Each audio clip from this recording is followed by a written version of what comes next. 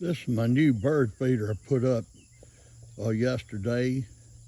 Just give you a little idea. You may want to try this sometime. I just took a piece of flat plywood and a piece of pipe, PVC pipe, put a cap on it, and you can see how I put it in the ground, found an old rustic stick, and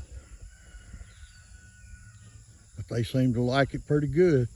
You may want to try that. It's pretty easy to make, and just kind of trying to help the wildlife.